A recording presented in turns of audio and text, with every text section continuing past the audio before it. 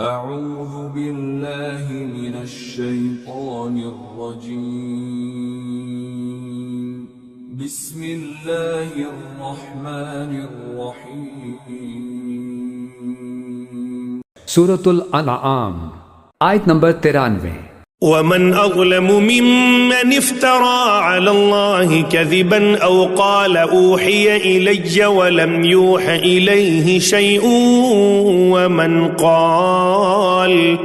ومن قال سأنزل مثل ما أنزل الله ولو ترى إذ الظالمون في غمرات الموت والملائكة باسطوا أيديهم أخرجوا أنفسكم اليوم تجزون عذاب الهون بما كنتم تقولون على الله غير الحق وكنتم عن آياته تستكبرون۔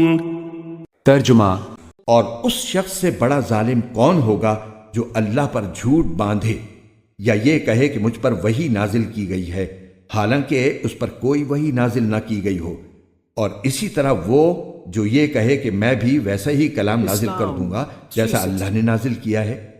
اور اگر تم وہ وقت دیکھو تو بڑا ہولناک منظر نظر آئے جب ظالم لوگ موت کی سختیوں میں گرفتار ہوں گے اور فرشتے اپنے ہاتھ پھیلائے ہوئے کہہ رہے ہوں گے کہ اپنی جانیں نکالو، آج تمہیں ذلت کا عذاب دیا جائے گا، اس لیے کہ تم جھوٹی باتیں اللہ کے ذمے لگاتے تھے اور اس لیے کہ تم اس کی نشانیوں کے خلاف تکبر کا رویہ اختیار کرتے تھے۔ تفسیر۔ ومن اظلم ممن افترى على الله كذبا، اس سے بڑھ کر ظالم کون ہوگا جس نے اللہ پر کوئی بات گھڑ کر منسوب کر دی، نمبر ایک۔ اور نمبر دو، او قال اوحی الی ولم یوحى الی شیء، اسی طرح اس شخص سے بڑھ کر ظالم کون ہوگا جو یہ کہے کہ مجھ پر وحی کی گئی ہے جبکہ اس پر کوئی وحی نہ کی گئی ہو۔ یعنی یہ دونوں باتیں برابر کے گناہ ہیں۔ تو ذرا سوچو کہ جو محمد صلی اللہ علیہ وسلم تمہارے سامنے موجود ہیں، کیا ان کی سیرت و کردار کی کوئی مناسبت ہے؟ ان کی زندگی کے اندر کوئی اور پہلو تم دیکھتے ہو ایسا کہ جو اتنے بڑے بڑے گناہوں کے ارتکاب کی بھی ان سے توقع رکھتے ہو؟ اور ومن قال سأنزل مثل ما انزل اللہ، ایک اور تیسری بات ہے جو یہ کہے کہ میں بھی اتار سکتا ہوں جیسا کہ اللہ نے اتارا ہے، حالانکہ اس کا جیسا کہ قرآن مجید میں بار بار چیلنج آیا ہے، لیکن یہ کہ اس کا مقابلہ کسی نے نہیں کیا۔ وَلَوْ تَرَىٰ إِذِ الظَّالِمُونَ فِي غَمَرَاتِ الْمَوْتِ، اور کاش کہ تم دیکھ سکتے جبکہ یہ ظالم موت کی سختیوں میں ہوں گے، نزع کے عالم میں ہوں گے، وَالْمَلَائِكَةُ بَاسِطُو أَيْدِيهِمْ، اور فرشتے اپنے ہاتھ آگے بڑھا رہے ہوں گے، اخرجوا انفسکم، نکالو اپنی جانیں، الیوم تجزون عذاب الہون بما کنتم تقولون علی اللہ غیر الحق، آج تمہیں نہایت اہانت آمیز سزا دی جائے گی، عذاب دیا جائے گا بسبب اس کے جو تم کہتے رہے تھے اللہ کی طرف منسوب کر کے ناحق باتیں، وکنتم عن آیاتہ تستکبرون، اور تم اللہ تعالیٰ کی آیات سے استکبار کر کے اعراض کرتے رہے تھے۔ آیت نمبر 94۔ وَلَقَدْ جِئْتُمُونَا فُرَادَى كَمَا خَلَقْنَاكُمْ أَوَّلَ مَرَّةٍ وَتَرَكْتُم مَّا خَوَّلْنَاكُمْ وَرَاءَ ظُهُورِكُمْ وَمَا نَرَىٰ مَعَكُمْ شُفَعَاءَكُمُ الَّذِينَ زَعَمْتُمْ أَنَّهُمْ فِيكُمْ شُرَكَاءُ لَقَدْ تَقَطَّعَ بَيْنَكُمْ وَضَلَّ عَنكُمْ مَا كُنتُمْ تَزْعُمُونَ۔ ترجمہ۔ پھر قیامت کے دن اللہ تعالیٰ ان سے کہے گا کہ تم ہمارے پاس اسی طرح تن تنہا آ گئے ہو جیسے ہم نے تمہیں پہلی بار پیدا کیا تھا، اور جو کچھ ہم نے تمہیں بخشا تھا وہ سب اپنے پیچھے چھوڑ آئے ہو، اور ہمیں تو تمہارے وہ سفارشی کہیں نظر نہیں آ رہے جن کے بارے میں تمہارا دعویٰ تھا کہ وہ تمہارے معاملات طے کرنے میں ہمارے ساتھ شریک ہیں۔ حقیقت یہ ہے کہ ان کے ساتھ تمہارے سارے تعلقات ٹوٹ چکے ہیں، اور جن دیوتاؤں کے بارے میں تمہیں بڑا ظام تھا وہ سب تم سے گم ہو کر رہ گئے ہیں۔ تفسیر۔ وَلَقَدْ جِئْتُمُونَا فُرَادَىٰ، اور پھر قیامت کے دن کہا جائے گا آ گئے ہو ہمارے پاس اکیلے اکیلے، کوئی تمہارے ساتھ لاؤ لشکر نہیں، کوئی تمہارے ساتھ ساز و سامان نہیں، کما خلقناکم اول مرہ، جیسے کہ ہم نے تمہیں پیدا کیا تھا پہلی مرتبہ۔ اب یہ نوٹ کیجئے، خلقناکم اول مرہ، اس کا مطلب ہے تخلیق دو مرتبہ ہوئی ہے۔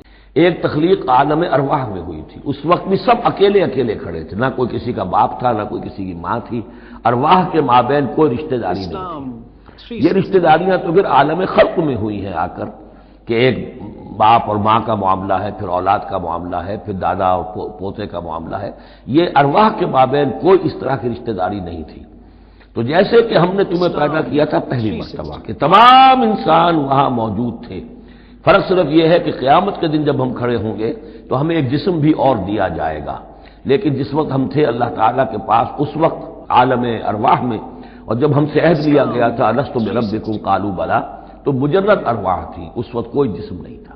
لیکن یہ کہ وہ جو اس کے اندر مشابہت ہے کہ جیسے اس وقت بھی حضرت آدم سے لے کر ان کی نسل کے آخری انسان تک جو دنیا میں ہوگا قیامت تک، وہ سب کے سب ان کی ارواح موجود تھیں، اسی طریقے سے قیامت کے دن بھی یہ سب کے سب کھڑے ہوں گے۔ وَتَرَكْتُم مَا خَوَّلْنَاكُمْ، اور تم چھوڑ آئے ہو اپنے پیچھے جن چیزوں میں کہ ہم نے تمہیں لپیٹ دیا تھا۔ یہ اصل میں کیا ہے؟ میری ایک انا ہے، میری ایک روح ہے، وہ میرے جسم میں لپٹی ہوئی ہے۔ پہلا غلاف تو یہ جسم ہے، پھر اس غلاف کے اوپر کپڑوں کا غلاف ہے، کپڑوں کے اوپر پھر مکان کا غلاف ہے۔ ہماری روح وہ در حقیقت ان غلافوں میں لپٹی ہوئی ہے۔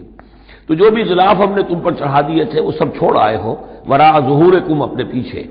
وما نرى معكم شفعاءكم الذين زعمتم انهم فيكم شركاء، اور ہم دیکھ نہیں رہے تمہارے ساتھ کہ تمہارے وہ سفارشی نہیں آئے جن کے بارے میں تمہیں گھمنڈ ہو گیا تھا کہ وہ تمہارے معاملے میں شریک ہیں، سفارش کریں گے، تمہیں بچا لیں گے، چھڑا لیں گے ہمارے محاسبے سے، ہماری پکڑ سے۔ لقد تقطع بینکم، اب تمہارے مابین سارے رشتے ٹوٹ چکے، یعنی چاہے انہوں نے حضرت مسیح کو سمجھا ہو شفاعت کرنے والا، تو مسیح بھی اعلان برات کریں گے کہ میرا تم سے کوئی تعلق نہیں ہے، میں کوئی تمہاری شفاعت نہیں کر سکتا۔ کسی نے شیخ عبد القادر جیلانی کو سمجھا ہو تو وہ بھی اعلان برات کریں گے۔ باقی موہوب جو ہے لات عزا منات، وہ کس بلا کا نام ہے یہ تو ہم جانتے ہی نہیں، لیکن جن کو اولیاء اللہ کو، انبیاء کو یا ملائکہ کو اگر سمجھا گیا تھا تو وہ بھی قد تقطع بینہم، وہ سارے رشتے جو ہیں وہ کٹ جائیں گے۔ قد تقطع بینکم وضل عنکم ما کنتم تزعمون، اور اب سب ہوا ہو گئی ہیں، وہ چیزیں گم ہو گئی ہیں، تم سے جاتی رہیں جن کا کہ تم ذوق کیا کرتے تھے، جن کے سہارے پر تم حرام خوریاں کر رہے تھے۔ آیت نمبر 95۔ ان اللہ فالق الحب والنوى يخرج الحي من الميت ومخرج الميت من الحي ذلكم الله فأنا تؤفكون۔ ترجمہ، بے شک اللہ ہی دانے اور گٹھلی کو پھاڑنے والا ہے، وہ جاندار چیزوں کو بے جان چیزوں سے نکال لاتا ہے، اور وہی بے جان چیزوں کو جاندار چیزوں سے نکالنے والا ہے۔ لوگو، وہ ہے اللہ، پھر کوئی تمہیں بہکا کر کس اوندھی طرف لیے جا رہا ہے؟ تفسیر۔ بے جان سے جاندار کو نکالنے کی مثال یہ ہے کہ انڈے سے مرغی نکل آتی ہے، اور جاندار سے بے جان کے نکلنے کی مثال جیسے مرغی سے انڈا۔ اس ترجمے میں دو باتیں قابل ذکر ہیں۔ ایک یہ کہ بظاہر قرآن کریم میں لوگوں کا لفظ نظر نہیں آ رہا، لیکن در حقیقت یہ ذالکم میں جمع مخاطب کی ضمیر کا ترجمہ ہے۔ عربی کے قاعدے سے یہ جمع کی ضمیر مشار الیہ کی جمع نہیں ہوتی، بلکہ مخاطب کی جمع ہوتی ہے۔ دوسرے، کوئی تمہیں بہکا کر کسی اوندھی طرف لے جا رہا ہے۔ اس ترجمے میں تو فکون کے صیغہ مجہول کی رعایت کی گئی ہے۔ اس میں اشارہ اس طرف ہے کہ یہ ان کی خواہشات ہیں جو انہیں گمراہ کر رہی ہیں۔ آیت نمبر 96۔